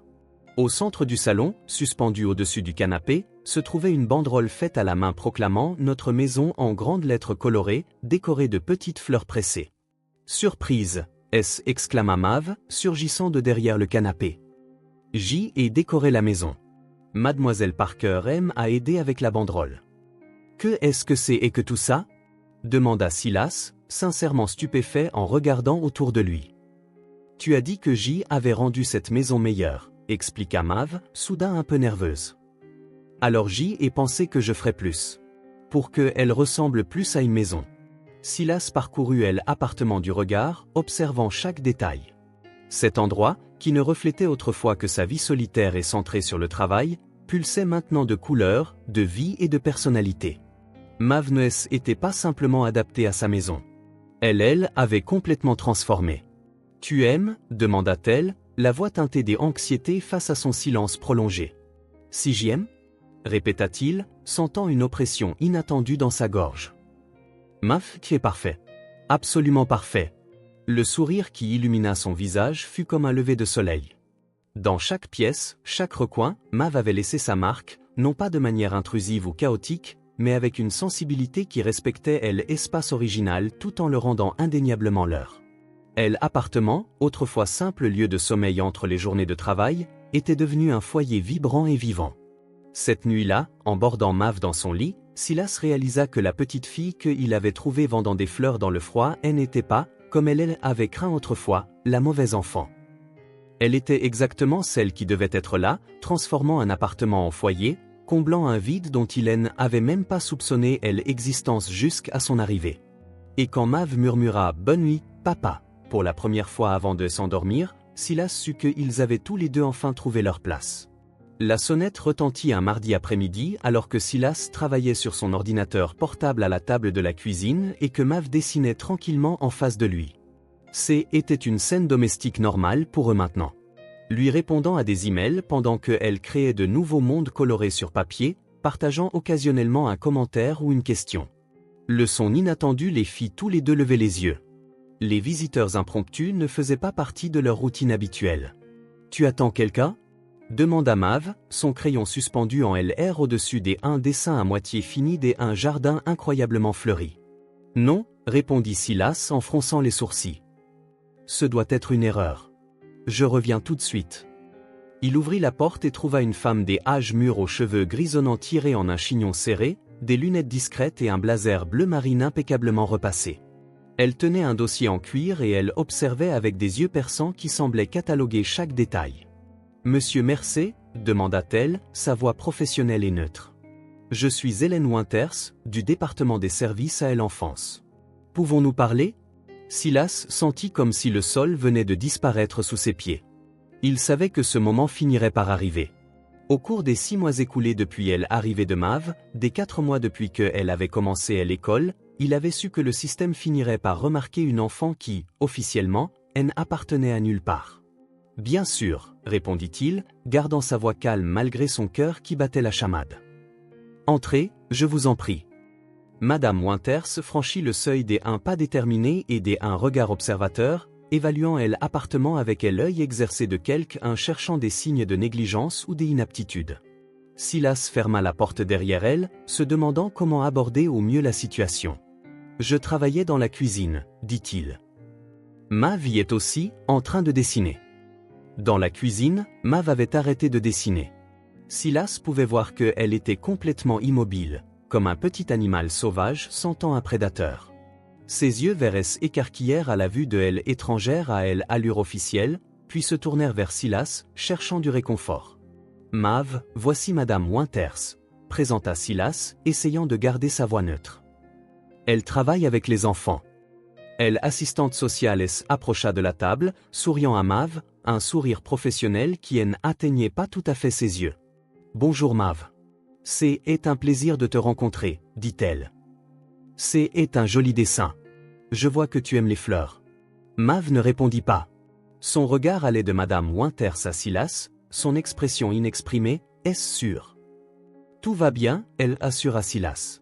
« Madame Winters veut juste parler un peu. » « En fait, » intervint Madame Winters, « peut-être pourrions-nous d'abord parler en privé, Monsieur Mercé, si cela ne vous dérange pas. »« Mav, » dit Silas, « voudrais-tu aller dans ta chambre un petit moment ? Je promets que ça ne prendra pas longtemps. » Un instant, on aurait dit que Mav allait protester. Mais ensuite, elle hocha silencieusement la tête, rassembla ses crayons et son papier, et quitta la cuisine à pas prudents, jetant un dernier regard anxieux en arrière avant de disparaître dans le couloir. Silas offrit un café à Madame Winters, que elle accepta poliment. Pendant qu'il préparait les boissons, il essayait d'organiser ses pensées. Comment expliquer sa situation sans paraître irresponsable? Comment défendre le maintien de Mav avec lui sans paraître désespéré? Dire la vérité semblait le mieux. « J'imagine que vous vous demandez comment Mav a atterri ici, » commença Silas, posant 2 tasses sur la table et s'asseyant en face de l'assistante sociale. « En fait, » dit Madame Winters, ouvrant son dossier et sortant quelques papiers, « j'ai une idée assez claire. Nous avons reçu une alerte de l'école lorsqu'elle a été inscrite. C'était il y a 4 mois, si je ne me trompe pas. » Silas sentit une vague de surprise. « Et vous avez attendu tout ce temps pour enquêter ?» Madame Winters prit une gorgée de son café. « Le système est surchargé, Monsieur Mercé. Et honnêtement, Quand nous avons vu que elle enfant fréquentait régulièrement l'école, avait de bonnes notes, semblait bien nourrie et bien habillée, et vivait avec un adulte sans casier judiciaire et disposant de ressources financières adéquates, eh bien, elle n'a pas été considérée comme une priorité urgente. Elle marqua une pause. Mais cela ne signifie pas que la situation peut continuer indéfiniment sans statut légal. Je comprends, dit Silas, sentant un nœud dans son estomac. Alors, que se passe-t-il maintenant ? Maintenant, nous devons régulariser le statut de Mav, répondit-elle, assistante sociale, posant sa tasse sur la table. Après ce que je comprends, il n'y a pas de parents connus. Correct ? Après ce que Mav dit, sa mère est décédée il y a un peu plus d'1 an. Elle n'a jamais connu son père. Madame Winters nota des informations sur un formulaire. Et comment exactement vous êtes-vous rencontrés, monsieur Mercer ? Silas raconta leur première rencontre. La nuit froide, les hommes se moquant de Mav, elle acha des fleurs, le chocolat chaud, puis les rencontres ultérieures au parc, la tempête de neige, la décision de lui donner un abri temporaire qui devint permanent.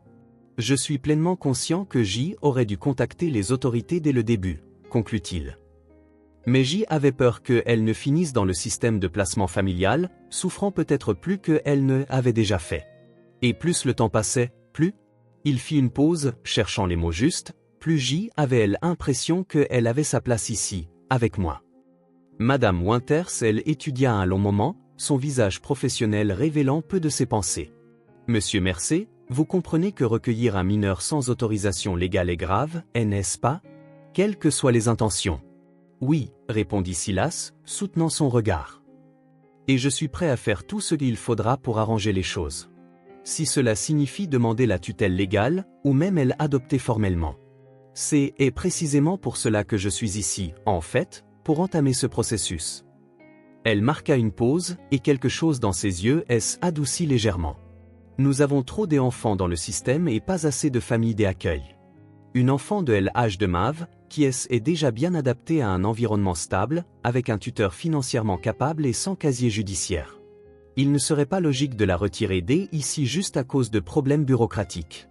Silas ressentit un soulagement momentané, mais il savait qu'il y avait un mais à venir. Cependant, continua Madame Winters, cela ne signifie pas que nous pouvons ignorer les procédures légales. Vous devrez demander la tutelle légale temporaire, subir une évaluation formelle du domicile, une vérification plus approfondie des antécédents, des entretiens et une période de supervision avant que nous puissions procéder à une demande d'adoption formelle. Même si tout se passe bien, nous parlons au moins 6 mois, voire plus. Et en attendant, Mav peut-elle rester ici ? Oui, tant que les visites préliminaires ne soulèvent aucune inquiétude. Madame Winters sortit des autres papiers de son dossier. Voici les formulaires initiaux que vous devrez remplir. Il y a une liste des documents requis à la fin. Silas hocha la tête, regardant la pile de paperasse. Et quelles sont mes chances d'obtenir la garde permanente à la fin ? Madame Winters ferma son dossier avant de répondre. Tant que vous remplissez toutes les conditions et que aucun problème imprévu ne survient, je dirais qu'elles sont bonnes. Mais, monsieur Mercer, souvenez-vous, le bien-être de Mav est la priorité. Si, à un moment quelconque, nous déterminons qu'un arrangement différent serait meilleur pour elle, c'est la voie que nous prendrons. Était un avertissement voilé, et Silas le comprit clairement. Rien n'était garanti. Madame Winters demanda ensuite à parler brièvement avec Mav seule. Procédure standard, expliqua-t-elle. Silas accepta à contre-cœur et rappela Mav dans la cuisine, expliquant que Madame Winters voulait lui parler pendant qu'il attendait dans le salon. Les 10 minutes suivantes parurent une éternité. Silas pouvait entendre le faible murmure des voix provenant de la cuisine, mais ne distinguait aucun mot. Quand la porte ouvrit enfin et qu'elles émergèrent toutes les deux, le visage de Mav était complètement vide. Le masque soigneusement neutre qu'elle portait lorsqu'elle faisait face à des émotions complexes. Bien, je pense que c'est tout pour aujourd'hui, dit Madame Winters en se dirigeant vers la porte. Merci pour votre coopération, monsieur Mercer. Je reviendrai dans 2 semaines pour une visite formelle du domicile. Quand la porte se referma derrière elle, assistante sociale, un lourd silence emplit l'appartement. Mav attarda dans le couloir, les yeux fixés sur un point lointain. Mav, appela doucement Silas. Ça va ? Que est-ce qu'elle t'a demandé ? La fillette haussa les épaules, toujours sans le regarder. Des trucs. Si j'y aimais ça ici, si tu es gentil avec moi, si je veux rester. Et que as-tu dit? La vérité. Elle le regarda enfin, ses yeux verts illisibles. Puis-je aller dans ma chambre maintenant? Je suis fatiguée. Pendant le dîner, elle resta silencieuse, répondant aux questions de Silas par des monosyllabes, poussant sa nourriture plus qu'elle ne la mangeait. Lorsqu'il tenta d'expliquer le processus de tutelle, disant que ce n'était qu'une formalité pour s'assurer qu'elle pourrait rester officiellement, Mav hocha seulement la tête, le visage soigneusement neutre. Tu n'as pas besoin de t'inquiéter, elle assura Silas. C'est juste un processus que nous devons traverser. À la fin, tout ira bien. D'accord, répondit-elle, sa voix petite et distante. Cette nuit-là, Silas eut du mal à dormir. Quelque chose dans le comportement de Mav l'inquiétait profondément, mais il ne parvenait pas à mettre le doigt dessus. Après des heures à se retourner dans son lit, il décida de vérifier si elle dormait bien. Ouvrant doucement la porte de Mav, il fut accueilli par une secousse d'alarme. Le lit était soigneusement fait, mais vide. Les rideaux flottaient dans la brise à la fenêtre ouverte, et le petit sac à dos rouge avait disparu. Mav était enfui. La panique saisit instantanément Silas. Il parcourut l'appartement en courant, vérifiant chaque pièce, appelant son nom, sachant déjà qu'il était seul. Sur le réfrigérateur, tenu par un aimant, il trouva un mot écrit de la main malhabile de Mav, « Je suis désolé, c'est mieux ainsi. Merci pour tout. » Silas s'habilla rapidement et se précipita dans la nuit froide du printemps, le cœur battant douloureusement. Il n'y avait qu'un seul endroit où elle aurait pu aller à un moment pareil, l'endroit où tout avait commencé. Le parc était silencieux et vide à cette heure tardive, les arbres projetant des ombres allongées sous les lampadaires. Silas marchait rapidement le long des sentiers familiers, ses yeux scrutant chaque banc, chaque buisson, chaque recoin caché. Il la trouva exactement là où ils s'étaient rencontrés la deuxième fois, accroupie près du parterre de fleurs où elle cherchait autrefois ses fleurs des hivers. Mais ce n'était plus l'hiver, et à la place de la neige, de petites pousses vertes pointaient timidement à travers la terre humide. Mav, appela-t-il doucement, pour ne pas la surprendre. Elle leva les yeux, ses prunelles écarquillées dans l'obscurité. Le petit sac à dos rouge était à côté d'elle, et elle serrait ses genoux contre sa poitrine. « Va-t'en, dit-elle, la voix tremblante. « S'il te plaît, va-t'en. » Silas s'approcha et s'agenouilla sur le sol pour la regarder dans les yeux. « Je ne peux pas faire ça, petite. Je ne peux pas te laisser ici. C'est mieux comme ça. » insista-t-elle, les larmes commençant à couler. C'est mieux de partir avant qu'ils ne me prennent, avant qu'ils ne disent que tu ne peux pas me garder. Personne ne va t'enlever à moi, dit Silas fermement. C'est pourquoi nous passons par ce processus, pour nous assurer que tu puisses rester. Tu ne sais pas, exclama-t-elle, la voix élevant. Elle aime à demander si je me souvenais du nom de ma mère, où nous vivions avant. Si j'y étais sûr que nous n'avions pas de parents. Et il trouve quelqu'un? Et il décide que je ne peux pas rester avec toi? Silas réalisa sa vraie peur, non seulement finir dans un refuge, mais être confié à des étrangers qui pourraient revendiquer un lointain lien de parenté, construire une vie avec lui pour ensuite la perdre à cause d'une argutie administrative. Mav, dit-il, sa voix douce mais résolue. Regarde-moi. À contre-cœur, elle leva ses yeux remplis de larmes. Je ne vais pas te laisser t'échapper de ma vie, dit-il, chaque mot clair et assuré. Quoi qu'il arrive, qui que ce soit qui se présente, je me battrai pour toi avec toutes les ressources dont je dispose, de toutes mes forces, parce que tu es ma famille maintenant. Les larmes coulaient librement sur ses joues. Promis? Je te le promets, répondit Silas en ouvrant les bras. Mav hésita juste une seconde avant de se jeter dans son étreinte, sanglotant contre sa poitrine. Silas la serra fort, sentant son petit corps trembler sous la force de l'émotion réprimée.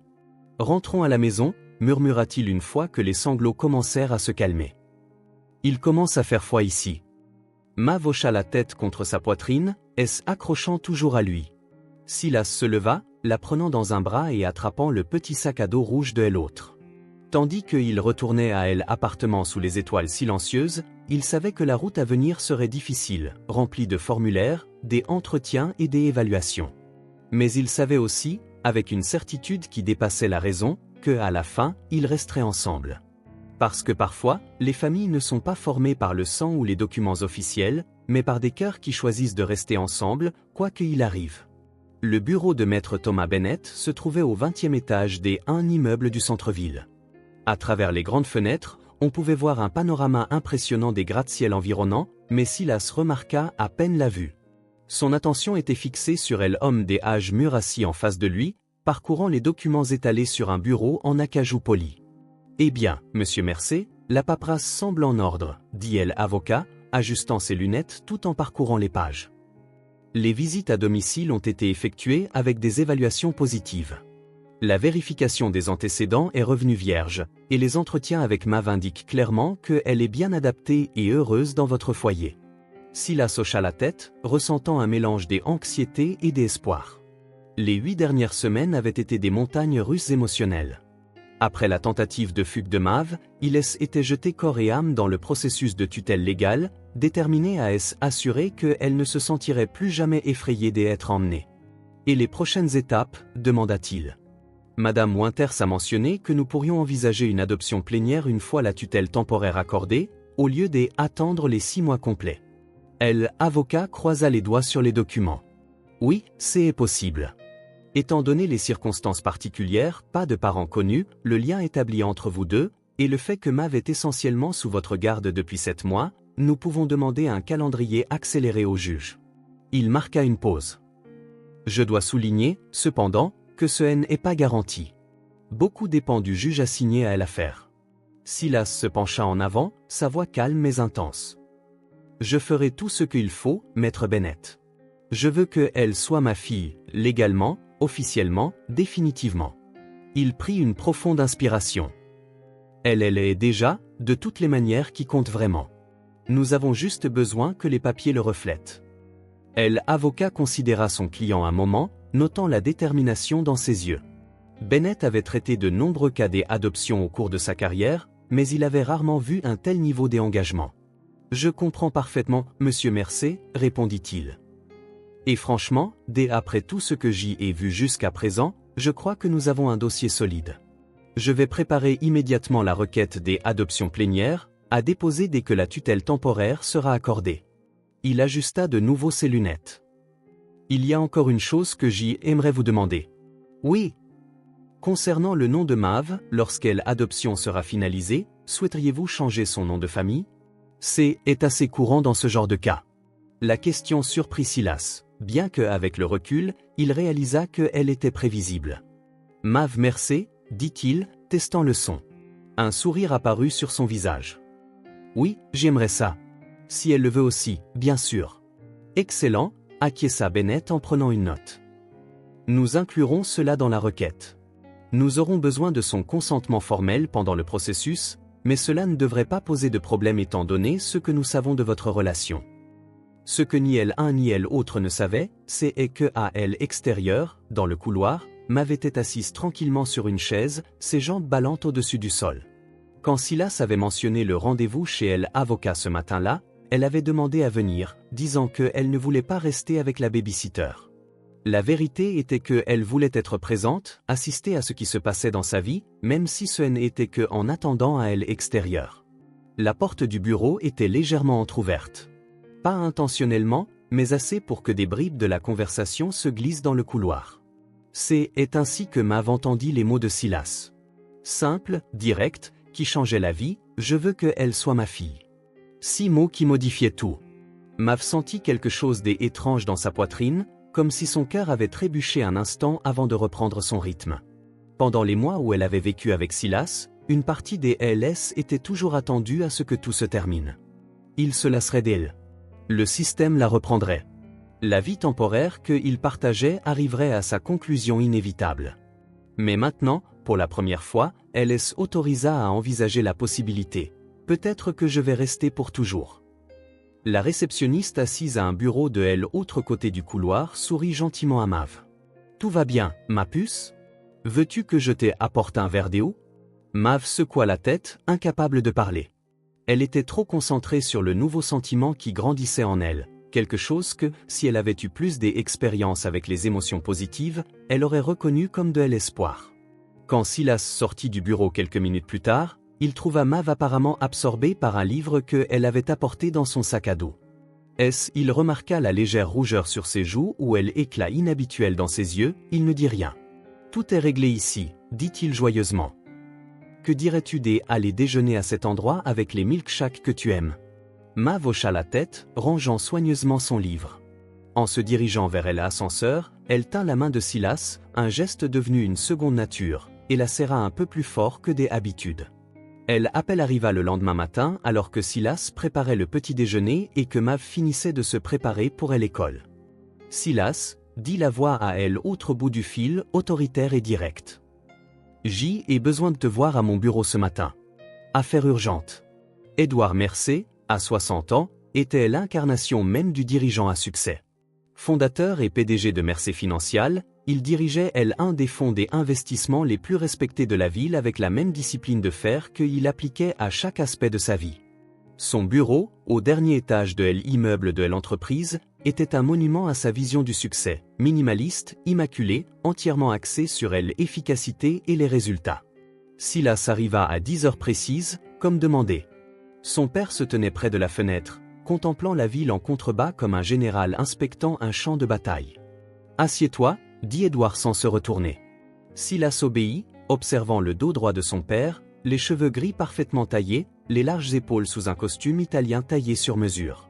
Même à 30 ans, avec une carrière bien établie et une vie indépendante, Silas se sentait parfois comme un garçon en présence de son père. « J'ai reçu un appel téléphonique intéressant hier », commença Édouard, se tournant enfin pour faire face à son fils. « Thomas Bennett.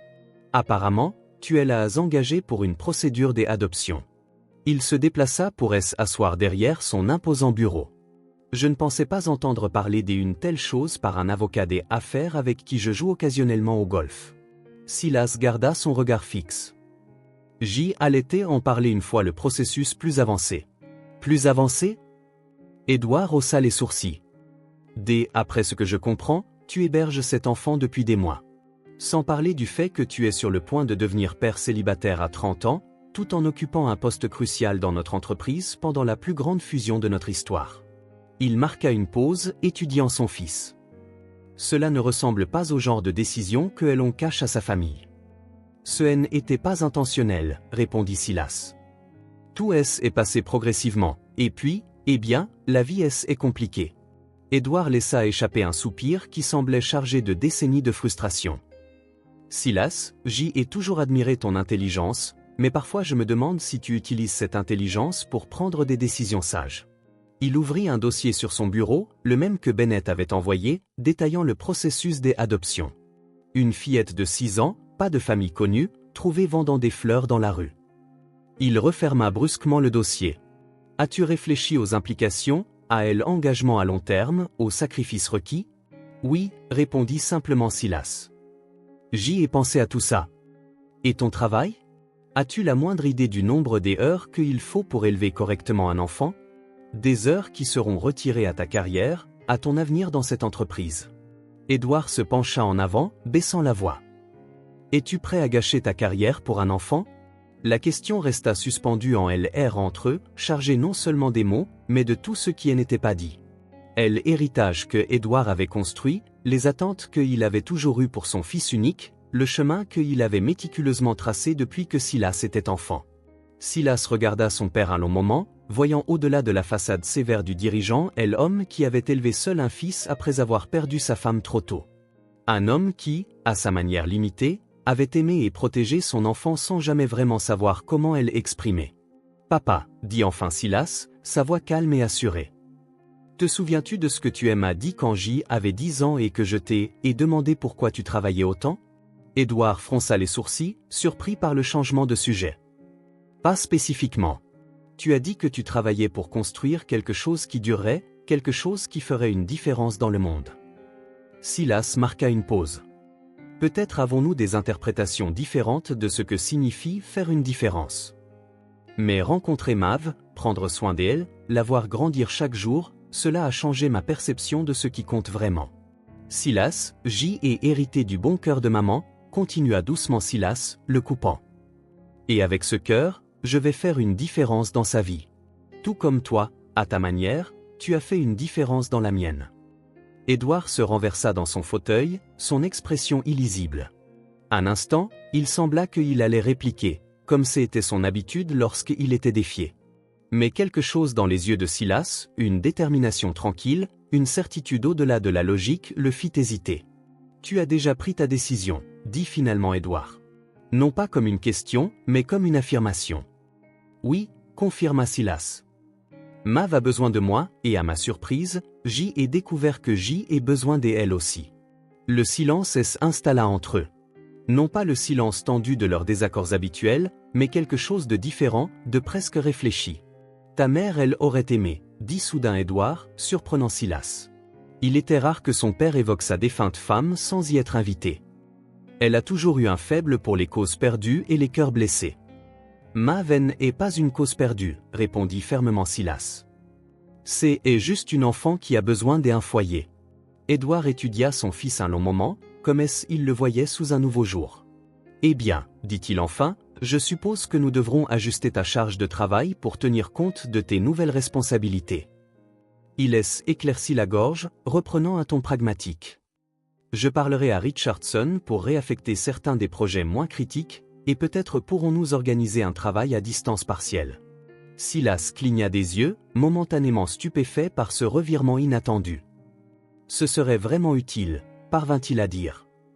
Ne pense pas que cela signifie que je suis entièrement d'accord avec ta décision, ajouta rapidement Édouard. Mais si tu es déterminé à aller jusqu'au bout, je préfère que tu le fasses avec le soutien adéquat. Il marqua une pause. Et peut-être devrais-je rencontrer cette fille à un moment donné. Elle aimerait ça, dit Silas, sentant une boule dans sa gorge. Elle adore entendre des histoires de famille. Édouard fit un bref signe de tête, puis prit un autre document sur son bureau, signe clair que la conversation personnelle était terminée et que les affaires attendaient. En quittant le bureau de son père, Silas eut l'impression d'avoir passé un rite inconnu, pas exactement une approbation, mais une reconnaissance, un petit pas vers une nouvelle définition de la famille. Cet après-midi-là, en allant chercher Mav à l'école, il remarqua un changement subtil en elle, une excitation contenue, une anticipation à peine dissimulée dans ses yeux. Pendant le dîner, elle posa des questions sur l'époque où Silas était petit, sur sa mère, sur le fait de grandir dans la famille Mercé. Plus tard, alors qu'il aidait à se brosser les dents avant de se coucher, Mav demanda finalement avec une fausse décontraction, « Combien de temps faut-il pour que les papiers soient prêts, ce dont tu as parlé avec l'avocat ?» Silas faillit laisser tomber la brosse à dents. « Tu as entendu ma conversation avec Maître Bennett ?» Mav hocha la tête, une légère rougeur colorant ses joues. La porte était un tout petit peu ouverte. Silas soupira, incapable de la gronder alors qu'il avait lui-même une longue histoire d'écoute aux portes dans son enfance. Eh bien, expliqua-t-il, à bord via la tutelle temporaire, qui devrait être accordée dans les prochaines semaines. Ensuite, si tout va bien, nous pourrons commencer le processus d'adoption plénière, ce qui pourrait prendre encore quelques mois. Mav assimila l'information avec son sérieux habituel. Et quand ce sera fait, continua-t-elle en fixant le lavabo, J aurait ton nom de famille, comme les autres papas et les enfants. Si tu veux, répondit doucement Silas. Mav Mercé. Ça sonne bien, non? Elle hocha la tête, un petit sourire tirant le coin de ses lèvres. Je suppose que peut-être que je vais rester, dit-elle presque pour elle-même. Peut-être que je vais vraiment rester. Dans ce simple moment, avec du dentifrice sur le menton et de l'espoir dans les yeux, Mav autorisa enfin à croire à la possibilité d'un foyer permanent, un vrai nom, une famille qui ne disparaîtrait pas à l'aube. Le tribunal des affaires familiales était étonnamment calme ce mercredi matin. Silas attendait à des couloirs animés, à des voix fortes et à l'atmosphère tendue qu'il associait aux procédures judiciaires. Au lieu de cela, il y régnait un calme presque respectueux, comme si le bâtiment lui-même reconnaissait la solennité des liens formés et rompus entre ses murs. Lui et Mav étaient assis sur un banc en bois poli à l'extérieur de la salle des audiences. Elle balançait ses jambes, qui n'atteignaient pas le sol, vêtue d'une robe bleu ciel choisie spécialement pour l'occasion. Ses cheveux bruns étaient tressés de manière élaborée par Mademoiselle Parker ce matin-là, décorés de petites fleurs artificielles blanches qui ressemblaient à de minuscules marguerites. « Es-tu nerveuse ?» demanda Silas, remarquant qu'elle n'arrêtait pas de lisser l'ourlet de sa robe. Mav haussa les épaules, une expression qui, chez tout autre enfant de 6 ans, aurait pu suggérer l'indifférence, mais qui, chez elle, indiquait qu'elle traitait des émotions intenses. « Et si le juge dit non ?» demanda-t-elle finalement, sa voix si douce que Silas dut se pencher. Il ne dira pas non, répondit Silas avec une confiance qui allait au-delà des assurances de l'avocat. Nous avons tout ce qu'il faut. Les rapports de Madame Winters sont excellents et toute la paperasse est en ordre. Mav hocha la tête, mais son regard resta fixé sur ses mains. De plus, continua Silas en se penchant pour murmurer un air de conspirateur, j'y ai entendu dire que le juge Collins a un faible pour les histoires comme la nôtre, surtout si elles impliquent de petites vendeuses de fleurs. Cela lui valut enfin un sourire timide. Tu inventes ça? Peut-être juste un peu, admit Silas en lui faisant un clin d'œil. Mais j'y ai un bon pressentiment pour aujourd'hui. La porte de la salle des audiences s'ouvrit et Thomas Bennett émergea, son costume impeccable contrastant avec le sourire chaleureux qu'il montrait rarement dans un cadre professionnel. « Ils sont prêts pour vous » annonça-t-il. « Le juge veut que cela reste simple et informel. » Silas se leva, tendant la main à Mav. Elle la saisit fermement, et ensemble ils suivirent l'avocat dans la pièce. La salle des audiences était plus petite que Silas ne l'avait imaginé, avec des boiseries sombres et de hautes fenêtres laissant entrer la douce lumière du matin. Le juge Collins était déjà assis derrière son bureau surélevé, des lunettes de lecture perchées sur le bout de son nez alors qu'il examinait des documents. Était un homme à allure bienveillante, avec des cheveux blancs épais et des sourcils broussailleux qui se levèrent en signe de reconnaissance lorsqu'ils entrèrent. L'audience fut étonnamment brève. Le juge Collins examina les documents, posa quelques questions directes à Silas et discuta aimablement avec Mav. Il semblait particulièrement intéressé par la façon dont ils étaient rencontrés et par les progrès scolaires de Mav. « Eh bien, dit-il finalement, regardant par-dessus ses lunettes, je ne vois aucune raison de prolonger ce qui est clairement un arrangement bénéfique pour toutes les parties concernées. » Il prit son stylo et signa le document devant lui avec un paraphe.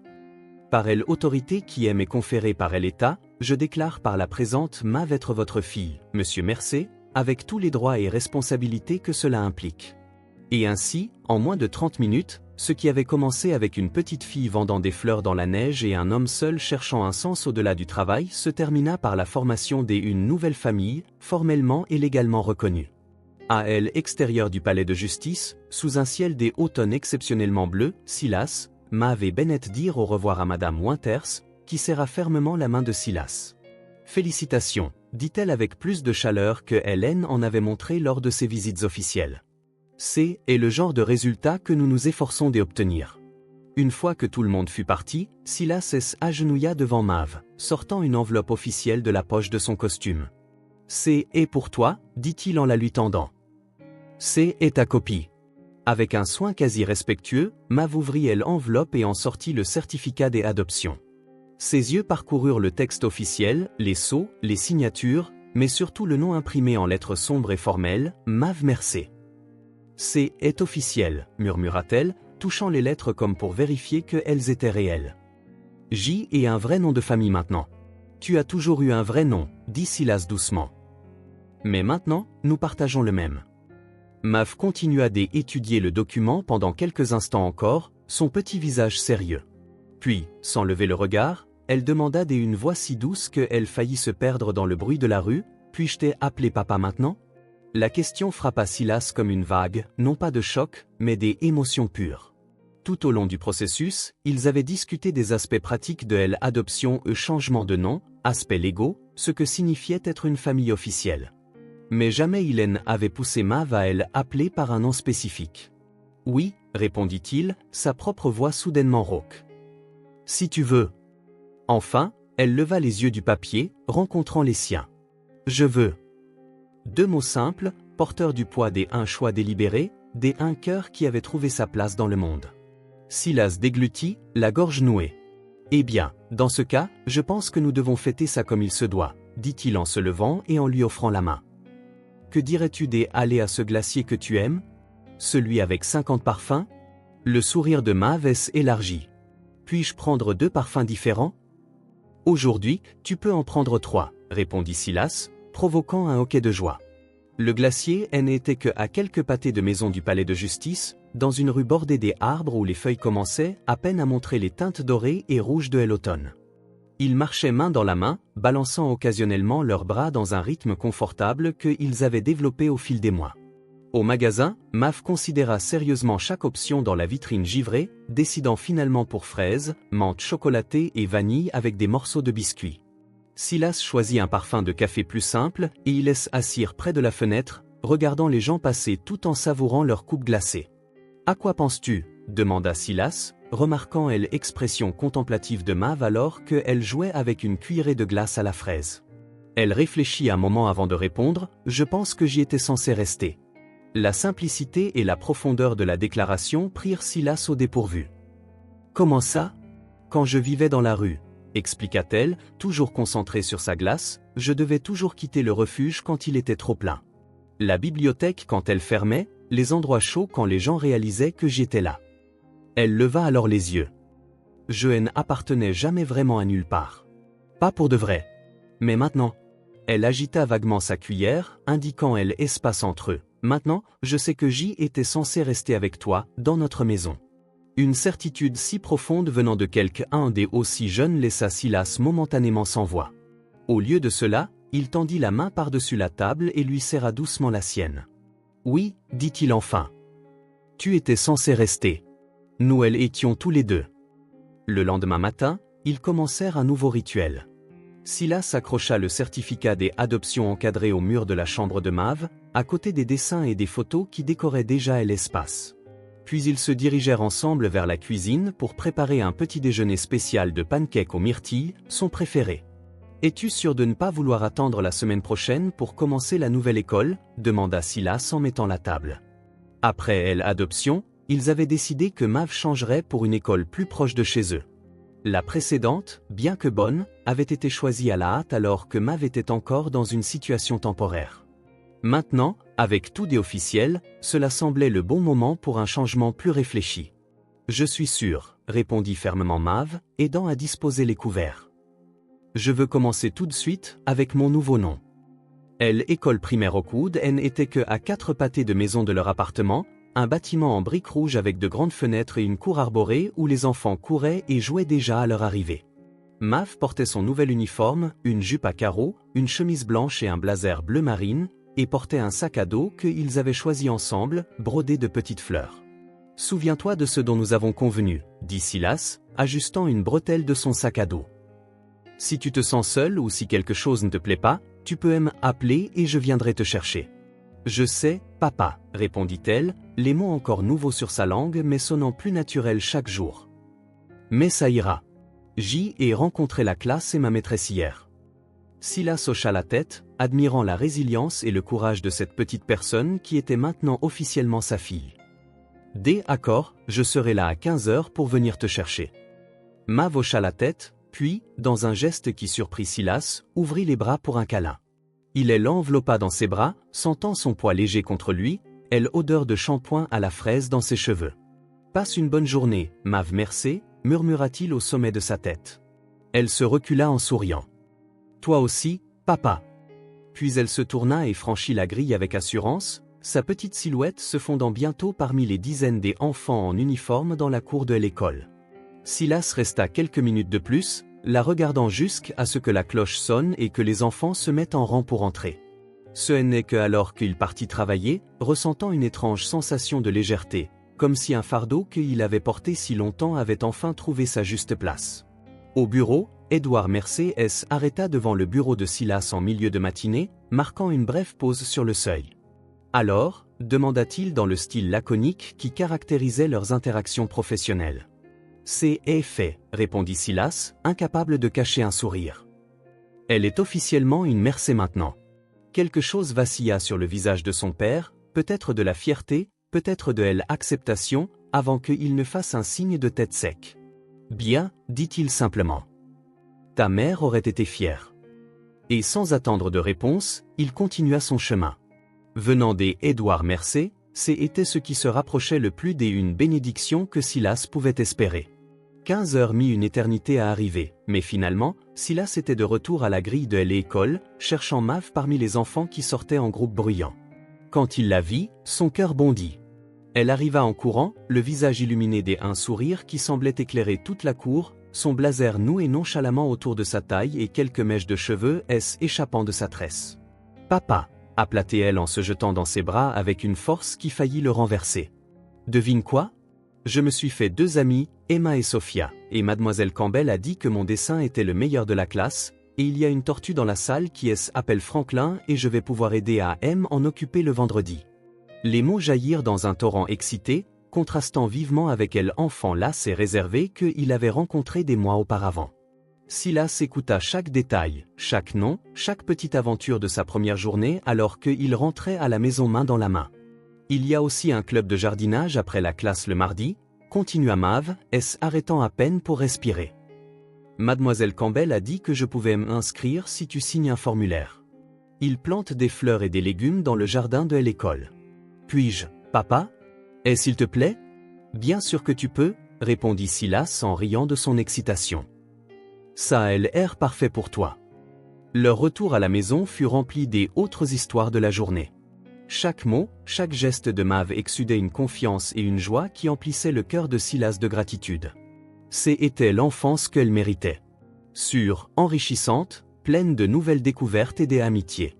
Cette nuit-là, après le dîner, Silas apporta une petite boîte de l'étagère. « J'ai quelque chose à te montrer, dit-il en s'asseyant à côté de Mav sur le canapé. À l'intérieur de la boîte se trouvait un simple cadre en bois contenant une photographie. Elle avait été prise dans le parc quelques semaines plus tôt. Un jour rare où Édouard avait insisté sur le fait qu'ils avaient besoin d'une photo de famille convenable. Elle montrait Silas et Mav assis sur un banc, entourés de feuilles d'automne, tous deux souriant à l'appareil photo. J'y ai pensé qu'on pourrait l'accrocher ici, dans le salon, suggéra Silas. Que en penses-tu? Mav prit le cadre, étudiant attentivement l'image. Ses doigts tracèrent le contour de leur visage, et un petit sourire apparut sur ses lèvres. Notre famille, dit-elle simplement, regardant de la photo au reste du salon. Espace qui, au fil des mois, avait été transformé par des dessins colorés, de petits vases de fleurs, des livres pour enfants sur une étagère basse, et des innombrables moments partagés. Oui, acquiesça Silas, ressentant une complétude qu'il n'aurait jamais imaginé possible avant qu'une petite vendeuse de fleurs entre dans sa vie. Ensemble, ils choisirent un emplacement sur le mur principal du salon, et Silas accrocha soigneusement le cadre. Puis ils s'assirent sur le canapé pour admirer, Mav blottie à ses côtés, sa tête reposant sur son épaule. L'appartement était silencieux, à l'exception du tic-tac régulier de l'horloge et du klaxon occasionnel provenant de la rue en contrebas. La ville continuait son rythme effréné, mais ici, dans ce petit sanctuaire qu'ils avaient créé, le temps semblait ralentir, permettant à chaque instant d'être pleinement ressenti, complètement vécu. Les papiers, avaient officialisé. L'amour était devenu loi. Mais la vérité était que, bien avant que les documents ne soient signés, bien avant que les formalités légales ne soient conclues, Silas et Mav formaient déjà une famille dans le seul endroit qui comptait vraiment, dans le cœur. Une fin simple, mais pleine d'appartenance, exactement comme il se doit. Si cette histoire a touché votre cœur, abonnez-vous à la chaîne et activez les notifications pour ne pas manquer les prochaines. Laissez un j'aime, car cela aide cette histoire à être recommandée à plus de personnes.